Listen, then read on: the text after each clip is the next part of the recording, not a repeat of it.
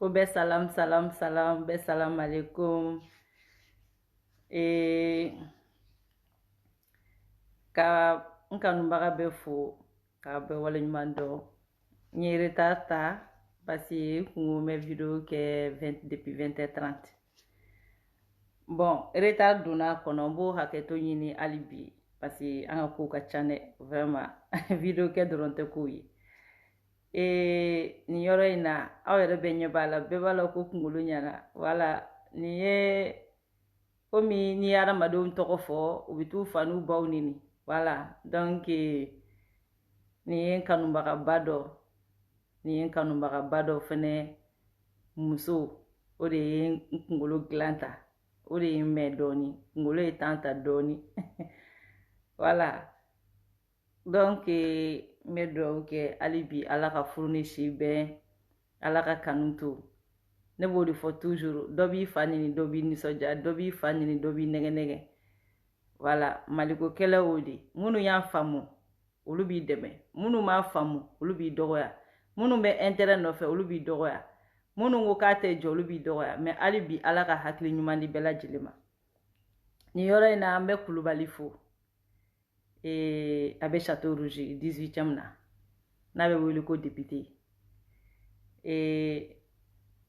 parce que moi j'aime pas k'a fɔ n bɛ mɔgɔw fo mun na parce que ça me fait trop ému k'a fɔ ko adamaden dɔw bɛ yen olu bi kasi ne jɛnɛ nɔfɛ kulubali b'o mɔgɔw fɛ donc kulubali ala ka kanu to donc kulubali de y'a ka bitigi datugu a bɛ fɛn o fɛn na k'a bila parce que ko n bɛ to ka taa sanni kɛ yɔrɔ dɔ la o tigi y'a fɔ a ye ko jɛnɛ bɛ to ka n'anw fɛ yen a ko ma ni jɛnɛ nana n wele a welela a bɛ fɛn o fɛn na a y'a bila bon dɔw bɛ k'i fa nini dɔw bɛ ka jɛ k'u ka bitigi datugu faransiya ka jɛ k'u ka bitigi datugu ka na ka n'i lajɛ donc o ye kanu de ye donc kulubali on est ensemble fɛn bɛɛ ko fɛn kelen voilà merci kanu na ala ka kanu to n bɛ n kanubaga bɛɛ fo donc o de kun don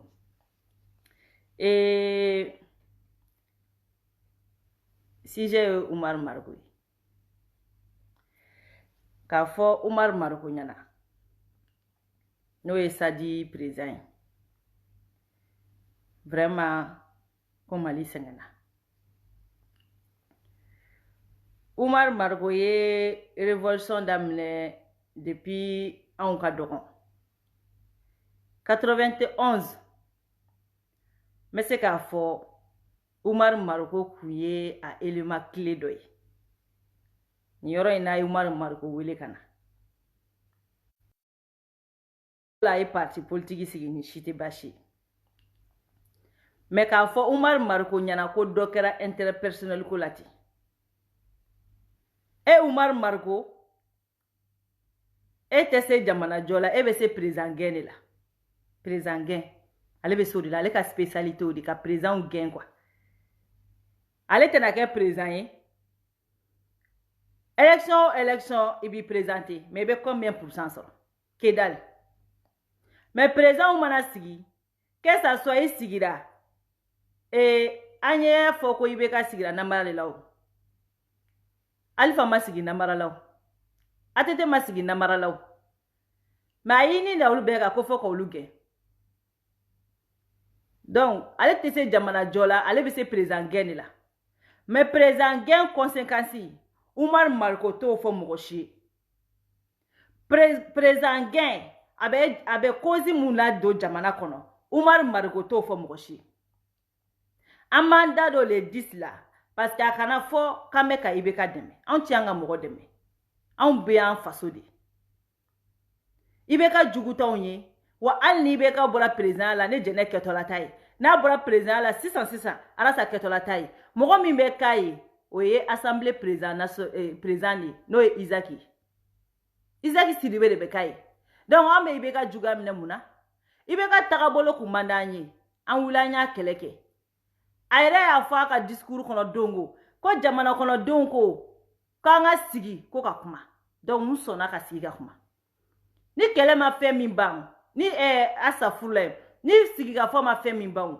kɛlɛ t'o ban adamadenw aw c'est-à-dire n'aw ko k'aw ka bɛn aw bɛ sigi an n'a ye ɲɔgɔn kɛlɛ fo ɲɔgɔn zɛmɛ don min na n'aw k'aw ka bɛn n'aw ma sigi aw tɛ se ka bɛn aw bɛ continuer kɛlɛ de la kɛlɛ o kɛlɛ ma kɛ diɲɛ kɔnɔ ko kɛlɛ bantɔ la ko mɔgɔw ma sigi ka kuma de o kɛlɛ tɛ o anw ni IBK kɛlɛ la an n'a kɛlɛ la a ka mara togoya ma an ja an ko désormais Arasa y'an ɲɛ dayɛlɛ an tɛ mara tan tuguni ani IBK y'anw jugu ye ou bien ni IBK ye fɛn min kɛ an b'o dogo ni IBK ye ɲumanya min kɛ an b'o dogo n'a ye ŋaniya ɲumanya min ta ka na an b'o dogo anw ko non parce que IBK t'anw jugu ye n'a fɔra bi ko ka taa signature kɛ IBK de bɛ wele an si tɛ wele donc n'i tɛ fɛ IBK ka t'i ka signature kɛ i bɛ bɔ maliyɛnya de la an k'o tiɲɛ jalanden fɔ ɲɔgɔn ye an ko maliyɛn bɛɛ ma avant élection bɛ yen avant élection bɛ yen élection wagati bɛ yen élection mana tɛmɛ o bɛ yen ni si wagati tɛ kelen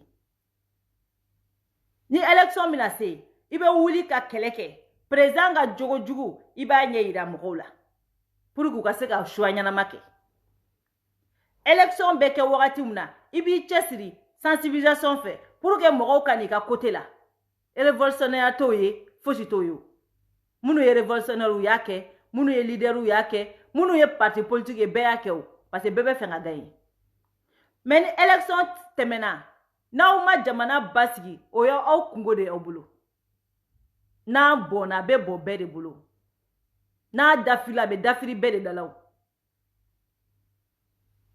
ni mankan ko k'a bɛ don bi Mali kɔnɔ réellement ni mankan ko k'a bɛ don tubabu bɛ communication kɛ sisan ko mɔgɔ o mɔgɔ bɛ yen n'i ye français ko bɔ Mali kɔnɔ aw bɛ bɔ a kɔnɔ nka aw de bɛ to a kɔnɔ IBK yɛnɛma an ye IBK kɛlɛ wa hali IBK tagabolo min a bɔlen élection bannen nka an y'o de kɛlɛ a ko k'an ka sigi ka kuma min b'aw fɛ a ye n'a fɔ aw ko k'aw tɛ taa n'aw k'aw tɛ taa o y'aw ka problème de vraiment a y'an ka boulevard to a ka lafiya Umaru Mariko dɔ kɛra an tɛ Umaru Mariko to yen ka 91 ɲɔgɔn na bilahi Umaru Mariko o la n ka y'a wele a kana sigi c'est-à-dire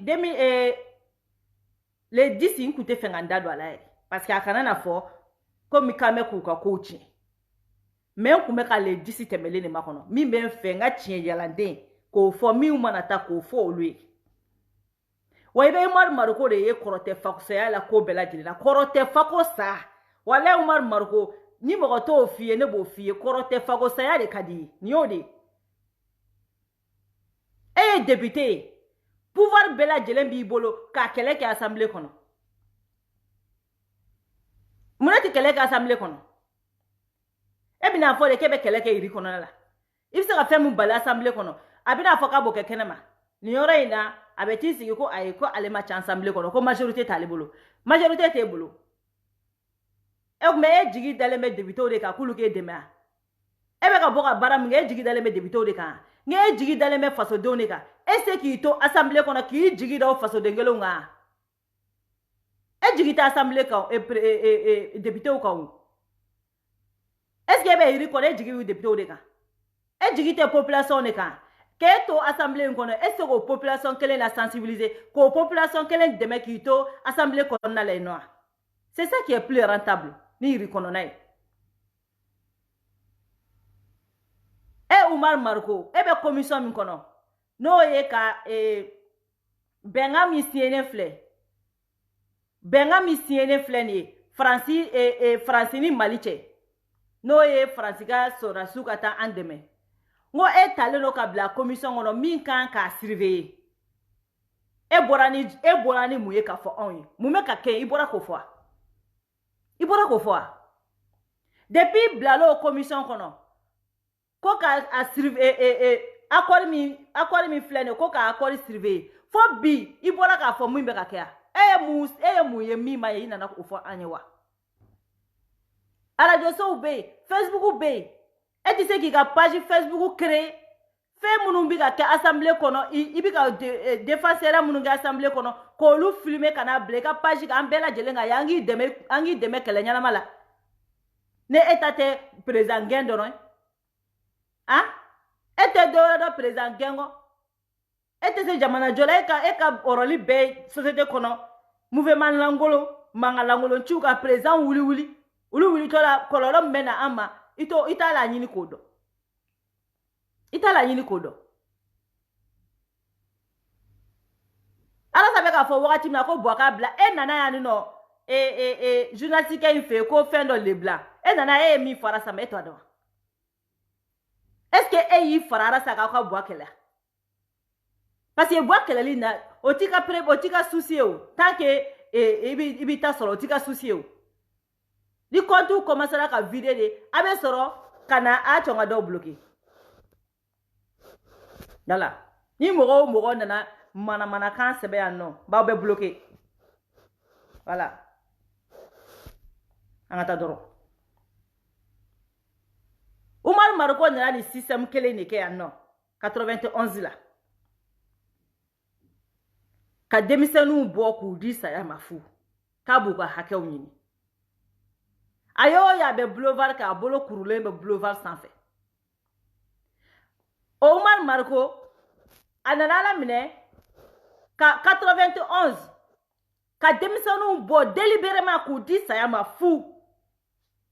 Fobi ayam fleni ka kila kataka ayam filento boloka bolo mi alini wallahi ko kami ba nye baga to ne fle ne Umar Maroko kuntara ka ayam to bolo nyamanga bilay nyama soro ayamu wallahi yama soro ayamu te tanchogola etara ka ayamu to togo minade u jugala no de yeni éducation de do ayamu na ka soro kata tanyini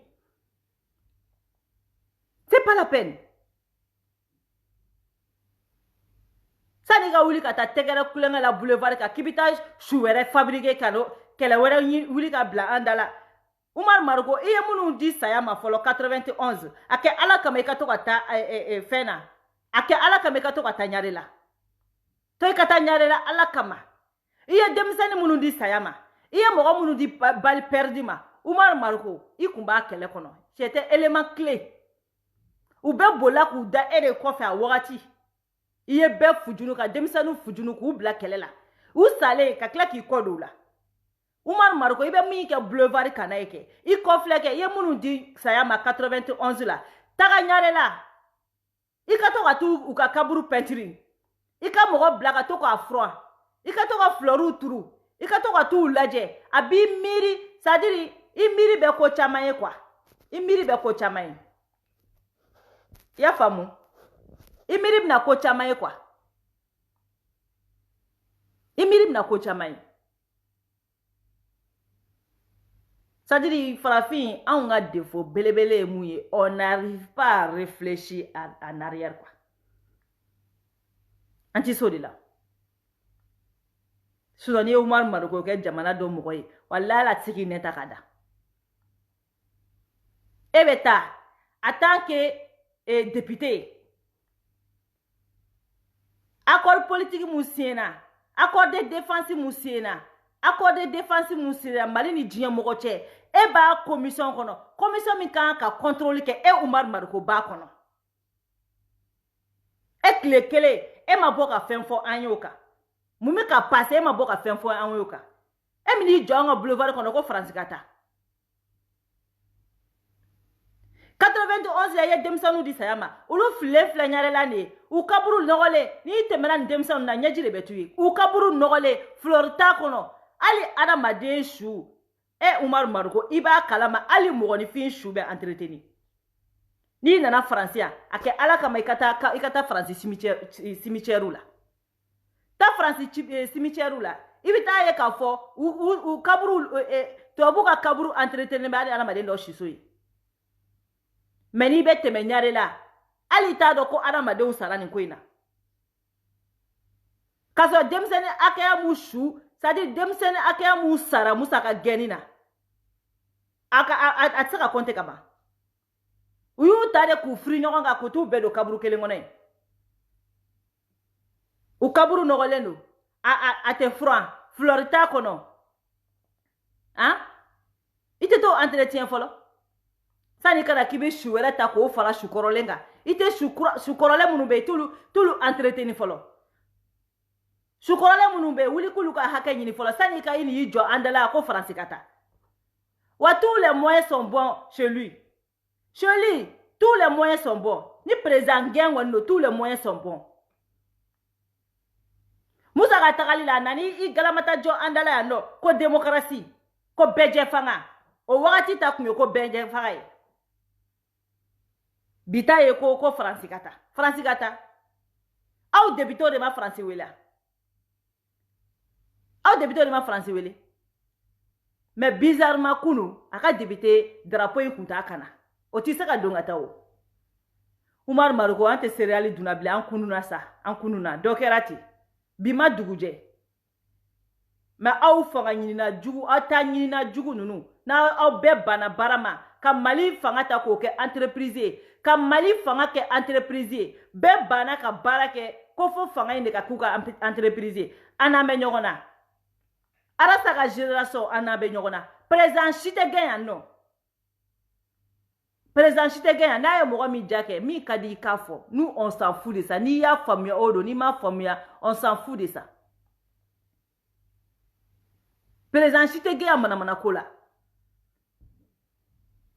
I bɛ ka ko k'an ka na hali ni Mariko tun bɛ fanga la n'a fɔra e Mariko n'a sɔrɔ e tun bɛ I bɛ ka place la a ka di e ye bɛɛ ka na aw ka sigi ka kuma o ni mɔgɔ min ye ka sigi ka kuma boycotté wallahi e Mariko tun b'a fɔ o ma k'o ye fasoden jugu ye wa ne b'o de fɔ n bɛ segin o de kan adamaden n'i bɛ mɔgɔ kɛlɛ I k'a kɛlɛ kun dɔn I bɛ ka mɔgɔ kɛlɛ kun min na I k'o dɔn an tun bɛ ka I bɛ ka kɛlɛ kun min na anw y'o dɔn wa I bɛ ka taara anw ka o sira fɛ c'est pour cela anw ni I bɛ ka anw ye I bɛ ka to yen fɔlɔ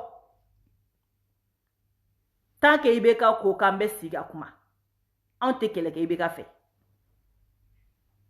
anw y'a yira la an bɛ fɛ ka mara cogo min na o de man di anw ye anw y'o de yira anw n'anw tɛ kelen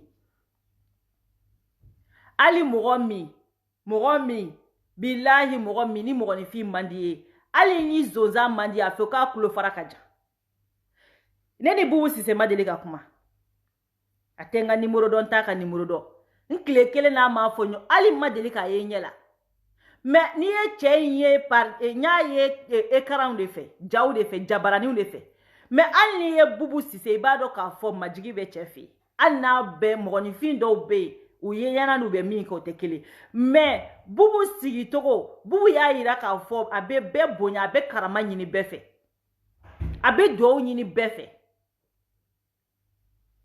n'i y'a ye bi Bubu ye kalimera Ala ni Bubu Sise n'i y'a ye bi Diko kalimera Ala ni Bubu Sise depuis Bubu kɛra premier ministre ye ama Mohamed Diko ye a ma kɛlɛ ɲɔngiri depuis Bubu kɛra premier ministre ye Asharafu Sharafa ama y'a ye kɛlɛ jigi wa olu de ta ye Mali ko ye ko Alasa ye kɛlɛ jigi ko ayi ko Alasa man ka kɛlɛ jigi o kuma Alasa y'a fɔ aw ye de ko mɔgɔ dɔ ɲɛngoya b'a la mɔgɔ dɔ hasidiya b'a la ou bien Alasa y'a fɔ aw ye k'ale Umar Maruko ɲɔgɔnna de ya n ti jamana ka taa ɲɛfɛ n yɛrɛ bakun dɔrɔn non mɔgɔ bɛ mɔgɔ kɛlɛ cause dɔ de la I den bɛ bɔ a bɛ taa yala su fɛ e den bɛ bɔ su o su a bɛ taa yala a bɛ taa boîte la a bɛ taa kamalen tigɛ I kuma I den fɛ ko kamalen tigɛ dabila n'a y'a dabila o e b'a bugɔ wa I b'a nɛniya I n'a ta aw ka denni masaya k'a duman wa anw ni I bɛ ka ta bɛ ten de mais ni den kɔni tɛ boîte la taga dabila n'a nana fɛnɛ sɔgɔma o sɔgɔma I b'a minɛ k'a wulukolon ci donc wagati mun na I den kun bɛ ka ban k'a tɛ boîte la taga dabila ne e kun b'a ci k'a lajaba ani n'a ko ne fa n ye boîte la taga dabila wa n sɔnna I ta ma a tɛ bɔ ka taa yala o kuma I bɛ baga I den ma k'a ci wa Arasa ni I bɛ ka ta bɛ nin togoya in de la mɔgɔw b'a fɔ ko Arasa nɛnkɛmɛtigi mɔgɔw b'a fɔ ko Arasa ye Buwa kɛlɛli dabila o kuma aw ka taa Buwa ka comportement ni Arasa yɛrɛ c'est-à-dire aw ka taa Buwa ka salon Buwa ka san 5 comportement n'a ka ɲinan comportement lajɛ kɛ a' t'a lajɛ kɛ ma di Buwa fɛnɛ jamana tun bɛ fɛrɛ ka dafiri a tun tɛ sɔn ka Bubey labila o a tun tɛ sɔn ka Bubey labila o Kaibeka ke président ye 2018 in fene la. Angana nyogo negede bube de yake. Bube de yake. Ni bube kunte akunti se kake. Me bwa fene jera bube ko. Kai bube itwe ka son jamana basigima ka son jamana ka lafiala ka son o benata mo langolo ndo ko kanga bwa kele. Bwa ye juru do bla ko asidiaro o kuma bwa nyanwe de be auna. An y'a yira boala de ni maratogo imanda anye an lamɛ an be fe fene kan lamɛ an fɛla lamɛ min ka d'anye a essaye ko dɔ ka an fene ye ten dɔ kɛra an y'o de yira boala an m'a fɔ boya me boa place nɔfɛ minnu bɛ boa place nɔfɛ de olu de ko boa ɲɛ tɛ suma ni fanga in kɔnɔ olu de ko boa ɲɛ tɛ suma wa CDR tɛ mɔgɔ place nɔfɛ Aras Bachi tɛ mɔgɔ ka ministère nɔfɛ Aras Bachi tɛ mɔgɔ place nɔfɛ boa ye juru dɔ de bila aw bɛ ka kuma kodona kulo bɛ aw la o wa kodona kulo bɛ anw yɛrɛ fɛnɛ la o kodona ye kunu ye wa kodona ɲɛ bɛ bi la don min na anw bɛ ka bua kɛlɛ o don jogo min kun bɛ bua la ani bua bɛ cogo min na bi est ce que kelenw don an ye dialogue ɲini bua fɛ ka tɛmɛ bua sɔnna bua yɛrɛ de y'a ka dialogue dayɛlɛ ka tila ka bɔ k'a fɔ maliyɛndenw bɛɛ ye ko wa ko n ka terrain filɛ n'a y'i ja don n'a m'i ja n bɛ taa ni n ka terrain an ko an tɛ don o terrain kɔnɔ an ti don e de bɛna anw ka terrain kɔnɔ anw ti te ka terrain kɔnɔ bɛɛ m'o ya dialogue min ɲinina bua fɛ ni dialogue min ɲinina ɲina ni bua sɔnna a ma o dialogue kelen de ɲinina bua fɛ ko bua kana an ka sigi ka kuma bua ko ale tɛ na an ka sigi ka kuma bua yɛrɛ y'a ka dialogue dɔ organiser a yɛrɛ ye mɔgɔ minnu ka d'a ye k'olu bila salle kɔnɔ ka tila ka discours kɛ k'ale ka terrain filɛ k'ale ka terrain bɛna wuli ko ni min ma don ale ka terrain kɔnɔ ko n'o o y'o kungoya bolo a ma kɛ ya anw ko ni terrain modèle anw ti don nin kɔnɔ an ye kɛlɛ continuer ka élection kɛ n'o kɛlɛ ye élection banna an ye kɛlɛ continuer Mamadi Diko bɛ wuli don min na ka bua kɛlɛ a ma kɛlɛ Sumayila kama o Diko bɛ wuli don min na ka bua kɛlɛ Buye bɛ wuli don min na ka bua kɛlɛ a ma kɛlɛ Sumayila kama o wa a ma kɛlɛ ko ka place nɔfɛ o a ko jamana marala sen kan cogo min na gɛlɛya kɔnɔna la cogo min na bɛnbaliya kɔnɔna la cogo min na an tɛ se ka ni sen kan wɛrɛ kɛ ni guerre civile ma wuli Mali kɔnɔ cɛkɔrɔbaw de don kodɔnnaw de don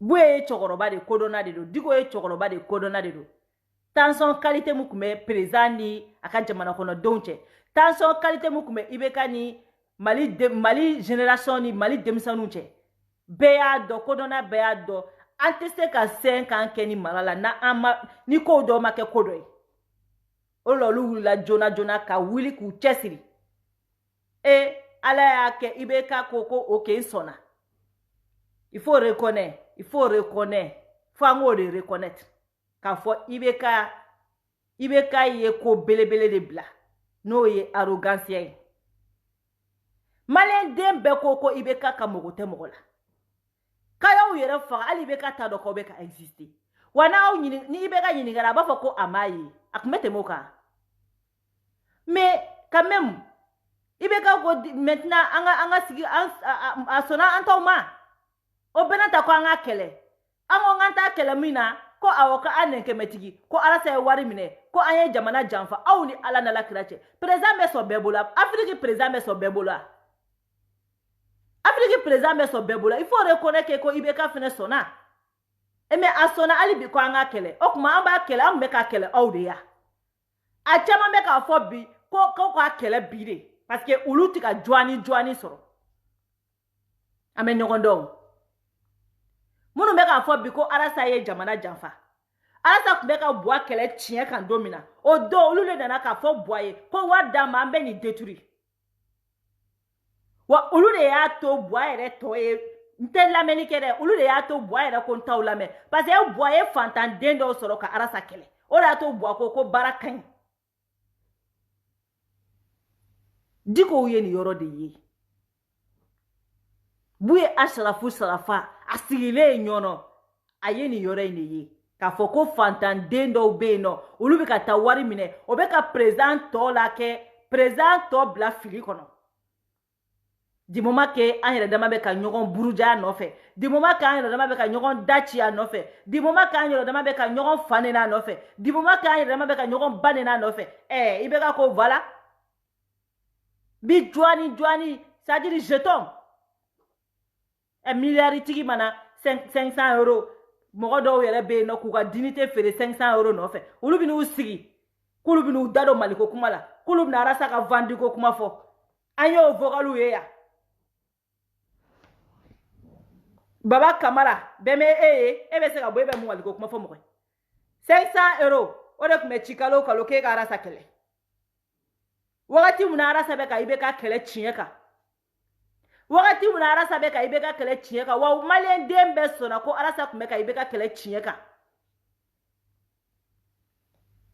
o don e de taara fɔ ko ka wari di e ma kalo kalo adamadenw bɛ sara ta cogo min na e Baba Kamara tun bɛ ka sara ta ten ka arasa kɛlɛ kalo kalo 500 euros fo bi i ma se k'a fɔ ko ye nkalon ye i tɛ se o parce que i b'a dɔn ko tiɲɛ don a dibagaw de y'a f'i ma élection na miliyɔn tan a dira mɔgɔ min ma foyer la n'a ye Baba wele k'i n'a ka ɲɔgɔn bɛn argent tɛ yen i n'a ye ɲɔgɔn bɛn argent tɛ yen métro terrain garé yɔrɔ la n'a y'i ka miliyɔn tan compter k'a d'i ma Baba Kamara o tigi ma sa a bɛ balo la koyi o tigi ma sa a bɛ balo la koyi i ka miliyɔn tan cira foyer min na miliyɔn tan élection kuma k'i ka tila o vidéoman ni ɲɔgɔn cɛ Baba Kamara i y'i da miliyɔn tan bɛɛ kan hali ploba min n'i ye ploba bila ka mɔgɔw fa n'u ba neni i ye ploba ɲininka k'i bɛ fɛ k'a bɛ mun fɛ ni wari nana a k'i ma ko ordinateur k'i ka ordinateur sa ye hali sini ye ploba ka ordinateur sa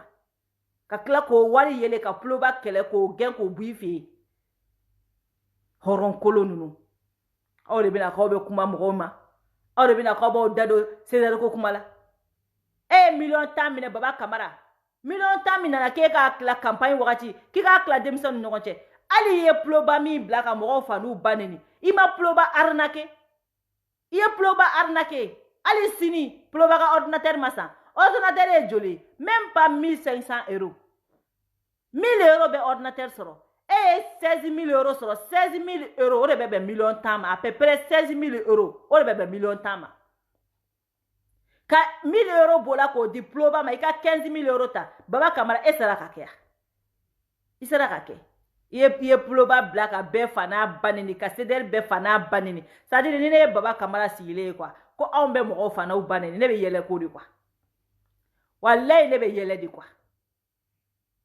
parce que adamaden mana sogo quoi ko diɲɛlatigɛ yɛrɛ kɔnɔ ko mɔgɔ si tɛ kodɔn ni e tɛ adamaden mana sogo kɔ ko diɲɛ kɔnɔ kɛ ko bɛɛ bɛ ji min a nu fɛ kɛ walayi dɛ e tɛ kɛ kodɔnbali ye dɛ e bɛ kɛ t'a sidɔn de Baba ye ne bolo t'a sidɔn de parce que n'i ye Baba cerveau ɲininka kɛ Baba bolo ko adamadenw ɲɛ tɛ ko la adamadenw kulo tɛ ko la wa adamadenw tɛ ko faamu cerveau tɛ mɔgɔ si la n'ale tɛ sinon bɛɛ y'a ye e Baba Kamara de ye ploba labɔ ka bɛɛ lajɛlen fa n'a ba neni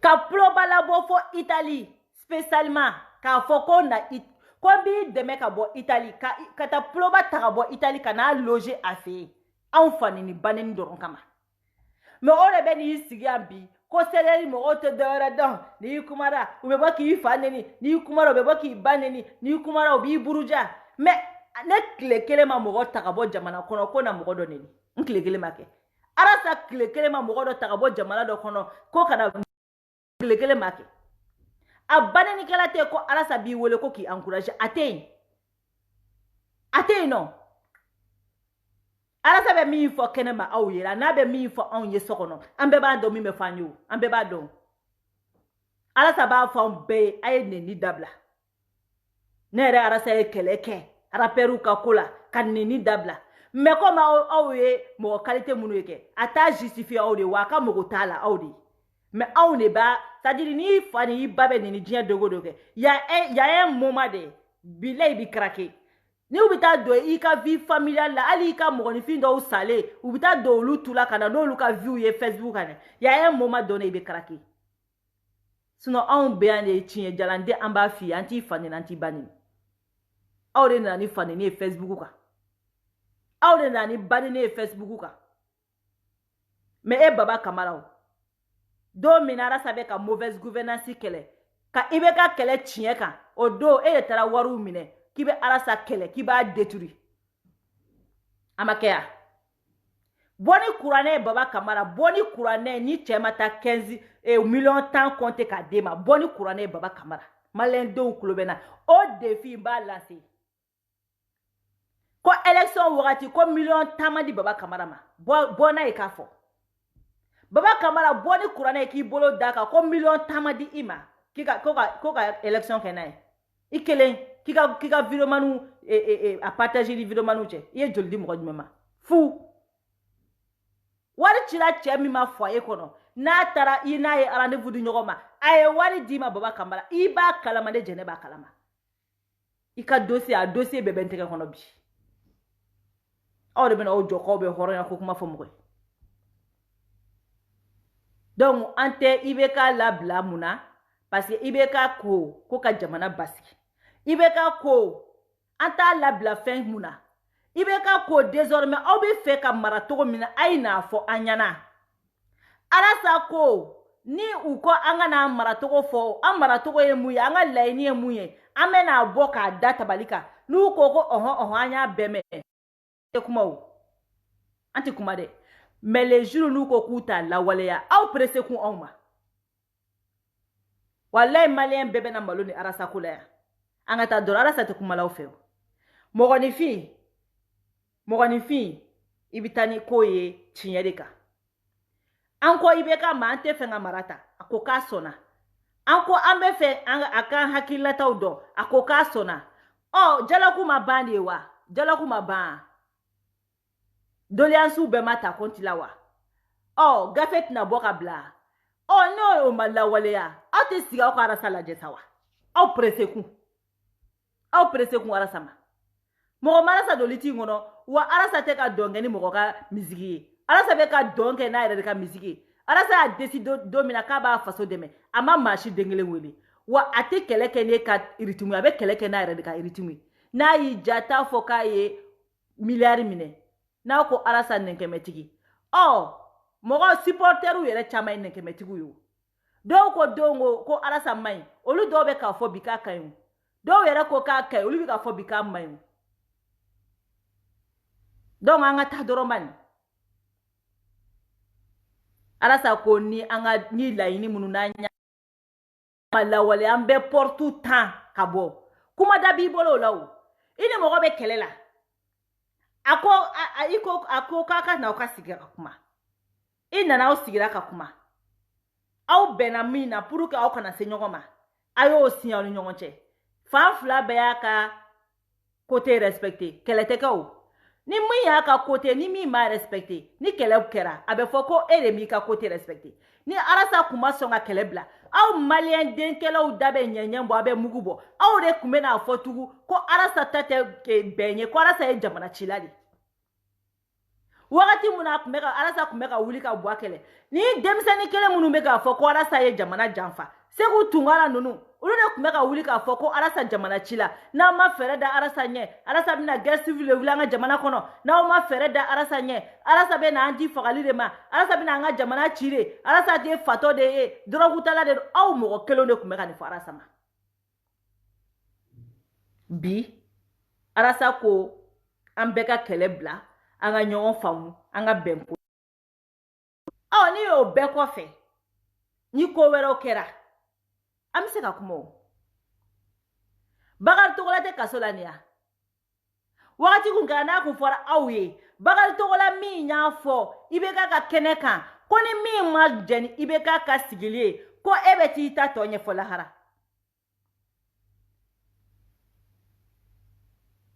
a ma kɛ ya Fuseni Fagoli ka dɔnkili bɔ a k'a fɔ ko Bakari Togola kumara k'a ko ni IBK ka sigili ma bɛn min ma k'e bɛ t'i ta tɔ ɲɛfɔ lahara o Bakari Togola tɛ kaso la IBK ka fanga kɔnɔ wa Malien a ye sira Ala ɲɛ sa an tɛ IBK juguya la dɛ an b'o nɔgɔ bɛɛ ye o la minnu nan'u jɔ janjanja la IBK an fa de don IBK an mɔkɛ de don anw bɛ yɛlɛ aw la de quoi parce que c'est à dire aw fa ye IBK ye mais aw ni IBK tɛ jamu kelen anw tun bɛ yɛlɛ aw la de quoi ala sini mɔgɔ minnu bɛ yen n'u bɛ IBK ta k'o k'u ta ye dɛ c'est-à-dire an bɛ yɛlɛ aw la de quoi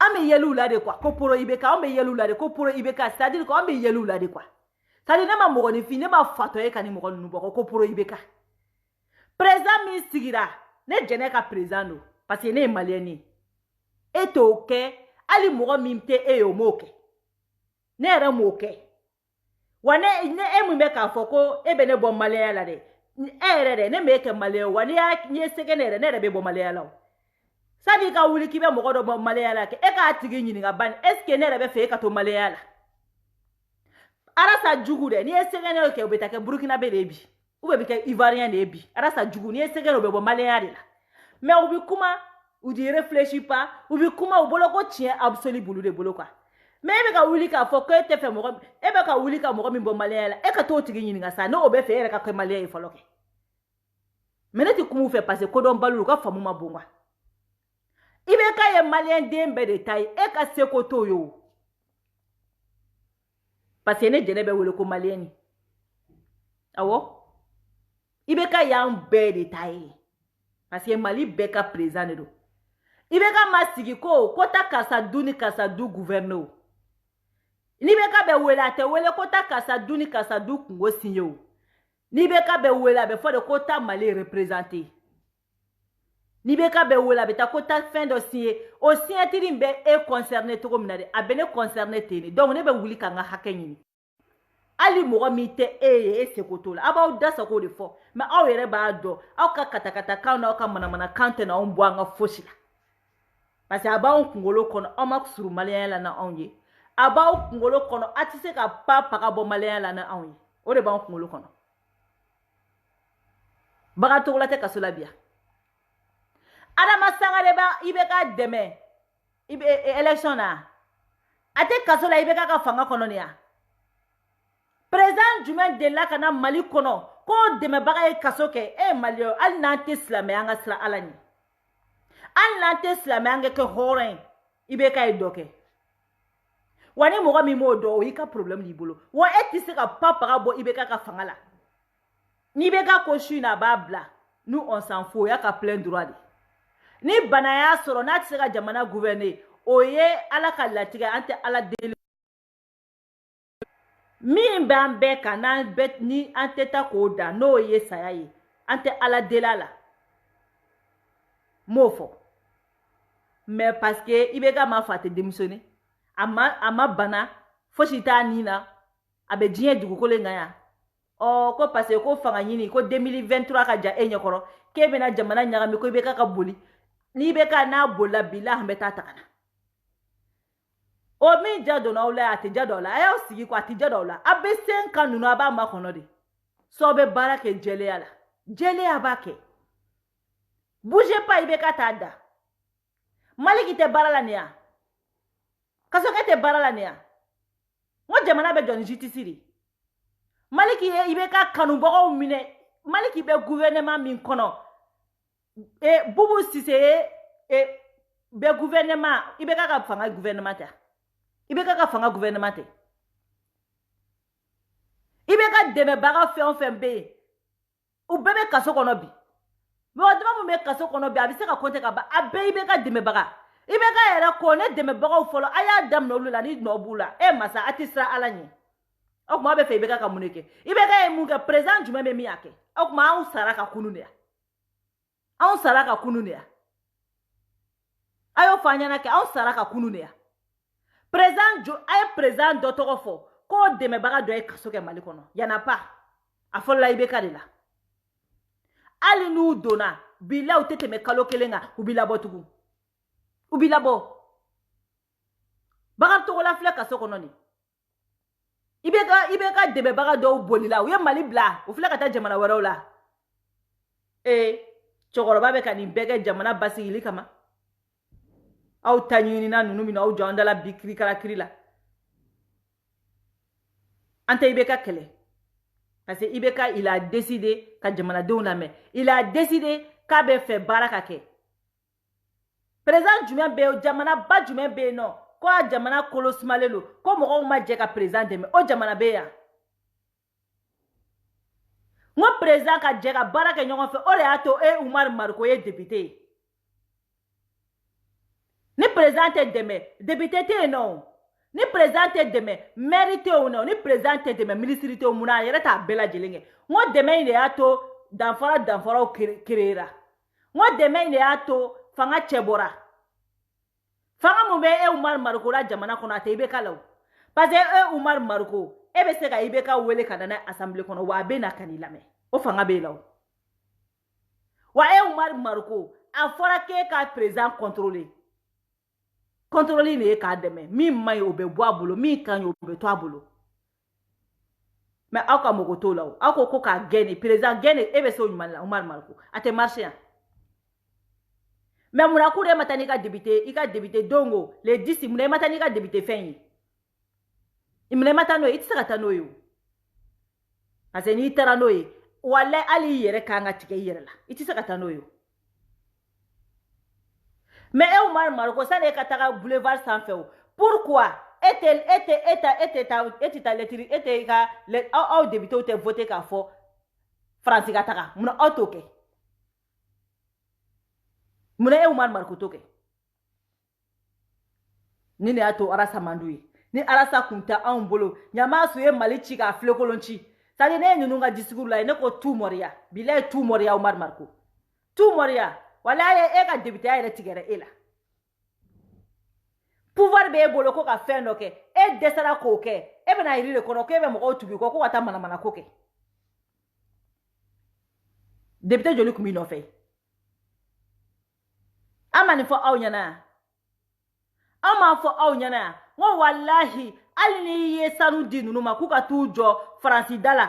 Ali su dugu kla ko anga mali nyamogo nunu a député nunu na opposa ku ka ta Franci ka ambassade dala ko abala France nguti se kake. Ngu ka ta ko France ka ta ka bo mali kono nguti se kake. Muna sumala sise kunte. Muna parti politique mo nunu kunte. Ushi kunte. C'est-à-dire Umar Marko de bebla kuma sali bulo la. Umar Marko de yoye, ale be sali bulo la. Wari mini abe wari ne dora kata ni bara nunu ke. Umar Marko ne o de fie 91. C'est-à-dire iba bo ikuna kwa. Malien densité di sayama e no fe. Ni ya ke Umar Marko ika bla ikungolo kono billahi ni itisigi mali kono tuka on fe. Itisigi. Ibi taka kunfe takadi. Ni e malien den fe on fe di sayama Umar Marko. Billahi ibi taka kunfe takadi. E kone ete sigi mali dugu koloka. Iye 91 ke ka mo di sayama. Ka to mali kono ka ke fo politique, fo ka ke politicien ka ke député. O ma jadu la. Meni ye kele wuli mali kono ya Umar Marko. Allah ya bli kuna. Ibi taka bo mali kono. Itito mali kono ya. Itito mali kono de. O ka finyana. Kele shite wula ondale ya no. Ama shigo mana kola. Barkan ni ministre manga contrat. A fora ko chaque 6 mois. Ko ka contrat revoir chaque 6 mois. Kalo woro. Ko ka fo ni benga mani. Anga aya fo anga ta ambeta. Kalo woro joli dafara Umar Marko. Kalo woro joli dafara. E mu fo. Kalo woro beteme. E mu fo. Na ya soro Umar Marko. Depuis ni ko indamnela. Ni enye ba la France te ka ne Mali deme. Benga mi fora France te ka respecter. E ka betwe. E ki ka barake ban. Kalo woro. E ka kuri e ka bla. Kalo woro. Afo ne Umar Marko en tant que député. France be Mali kona manine. Parce que a beta. À chaque fois bonika prévu kada. Malien don be wuli ka tugu e ko ka soroke. Wallahi ale ma wuli ka barake. Mais Umar Marko to kede. Parce que Umar Marko ba donné. Umar Marko be ko tiere do. Umar Marko ba don. France be Mali kono. Benga mumbene. Umar Marko ba don ka teme ambela jilinga. Ubi na mbogo nyagamini. O nyagamini ne an be an ko de bali. O kewale jugu mine. Joani mine an be an ko de bali. Abaga joani mine me an ba chi o da kono komi goyo. Goyo kise an ba chi o da kono komi furunto. Atike ya. Malien denshi ni te di saya matuguni. Umar Marko. Ko finyana. Ubeni neke. Comme ça, c'est ça. France télé langolo do bu taku labot amuye France télé doka ko RT wa madomu abana comme ça be fosa ubi jama bugo ni ubi ara made u ja bugo ni jama fitini ne kwa olo be wele sa ko révolutionnaire ko waru ta ko duma kɛlɛ bɛɛ kun filɛ nin parce que ni Umaru Mariko y'i sigi assemblée kɔnɔ ka ni kɛlɛ kɛ a tɛ wari sɔrɔ o a bɛ wari ni mun sɔrɔ kɛ a ka 2 millions dɔrɔn mais ka 30 millions 100 ninnu sɔrɔ kɛ f'a ka jama fitini labɔ n'a y'o labɔ mɔgɔw b'a fɔ n'a ma nin ko dan sira la Umaru Mariko bɛ ka mɔgɔw labɔ a bɛna nin kɛ tan a bɛna nin kɛ tan jɔni bɛ d'u ma ko bɛɛ filɛ nin u bɛ sɔrɔ ka denmisɛnnin jugu sagonin dɔw tugu kɔ ka taa o ko wuli u bolo kurulen de bɛ boulevard kan kuma o kuma an b'an si k'o la an b'an si k'o la Umaru Mariko an b'an si k'o de la donc il faut arrêter quoi i ka jamana in basuma quoi i ye député de do i ka député baara kɛ tiɲɛ kan i tɛ Umaru Mariko ye diɲɛ na ka bɔ ka kɛlɛ kɛ ko adamadenw bɛ ta adamadenw bɛ ta président bɛ se ka gɛn ko minnu na dɛ a bɛna fɔ k'a b'o ko de waleya quoi e taara boulevard kan ko ka kɔngɔ bɔ mɔgɔw la e taara boulevard kan ko ka kalanko ɲɛnabɔ wa e delila ka mɔgɔw labɔ ko ka kalanko ɲɛnabɔ wa Faransi ka taa ko 6 mois k'i bɛ se ka Faransi gɛn sisan non an tɛ u ma wele tuguni a cɛ min bɛ segin kɔ ye Makɔrɔn ye aw tɛ Makɔrɔn dɔn aw de bɛ segin kɔ Makɔrɔn bɛ segin kɔ ni le 13 tugun le 13 a convoqué tɛ tuguni a le 13 a convoqué Afrique président convoqué ta et puis mun ye dabali ban n bɛ nin fɔ ka bɔ Umaru Mariko la ka taa bɛn na vite fait vidéo kana janya mun ye dabali ban Umaru Mariko b'a dɔn tigi Faransi tɛ se ka taa ka bɔ Mali kɔnɔ Umaru Mariko b'a dɔn a y'a fɔ ko munna Umaru Mariko b'a dɔn Faransi bɛ ka jamana 5 de sécuriser jamana 5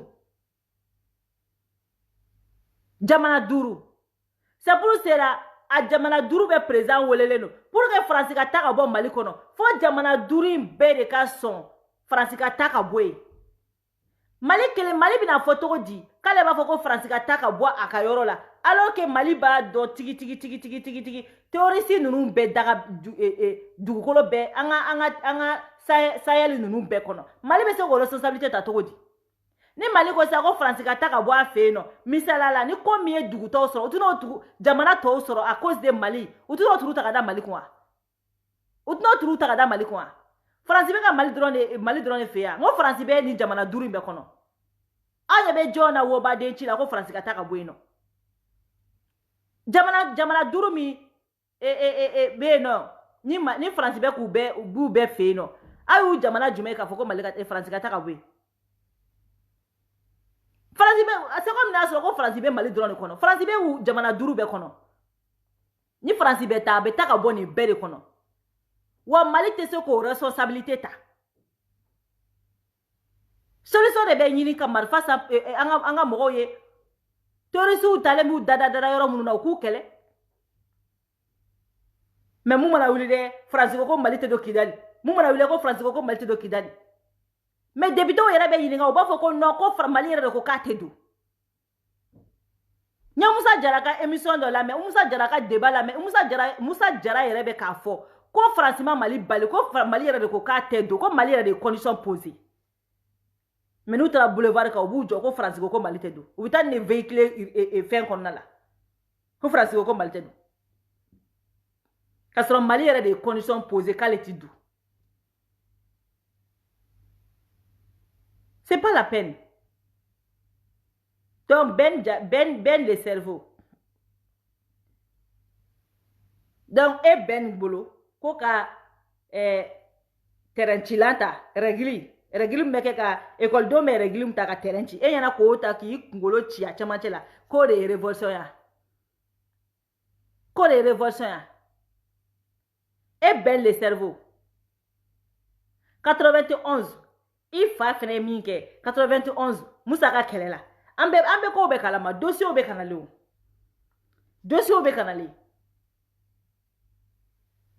donc manamana ko a y'a kun bɔ an ka jamana kan quoi on en a marre de vous ben le cerveau e bɛ ka t'i yɛrɛ kɛ mɔgɔ ta k'o kɛ révolutionnaire o k'e ye révolutionnaire t'u ɲininka sa n'olu bɛɛ armée de kɛ Thomas Sankara ma armée kɛ t'u ɲininka kɛ t'u ka biographie lajɛ u bɛɛ armée de kɛ ta don armée la fɔlɔ sani ka t'i yɛrɛ ta k'i yɛrɛ kɛ mɔgɔw ye ta don armée la fɔlɔ e tɛ katiya e tɛ armée kɛrɛfɛ mun na e tɛ don armée kɔnɔ ka taa baara kɛ Hein? Muna te ta armée là. E ɲɔgɔnnaw de bɛ ka taa sa o. E ka taa o. I ka taa libéré.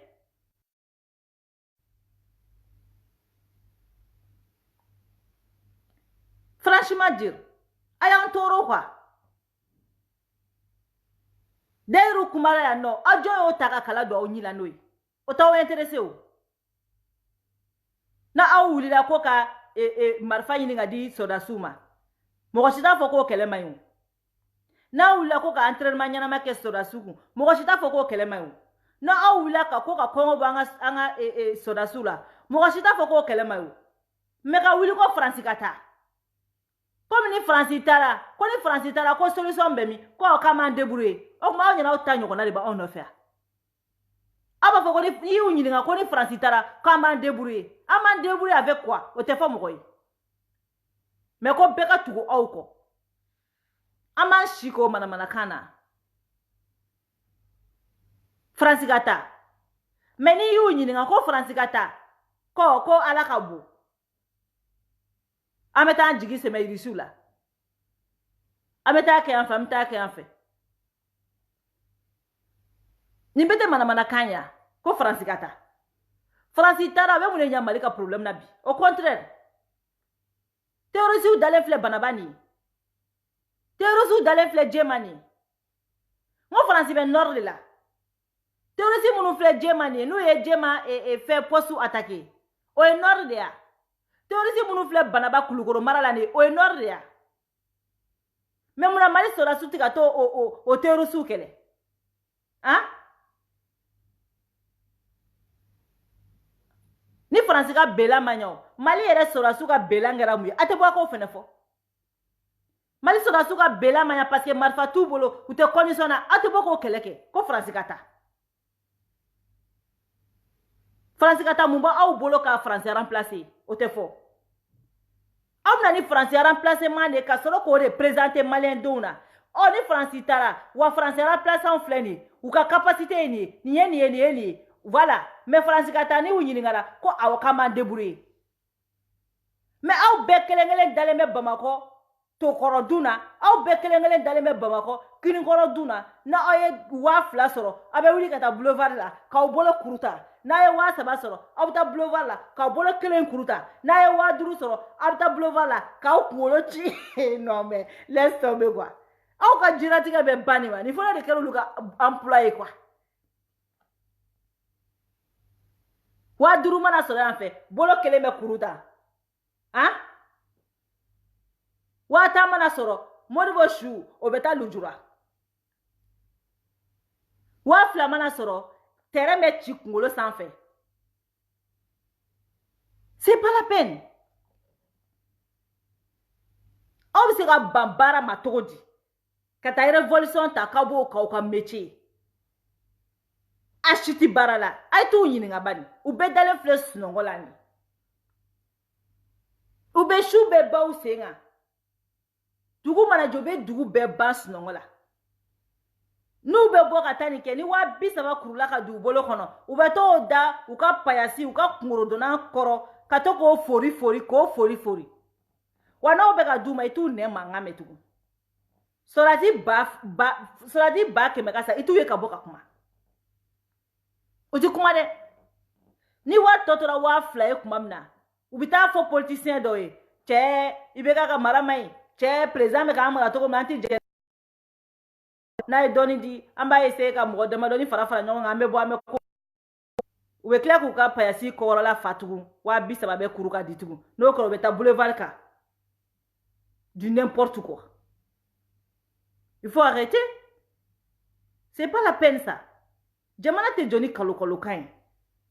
Jamana tɛ jɔ ni katakatakan ye. U ci di baara la.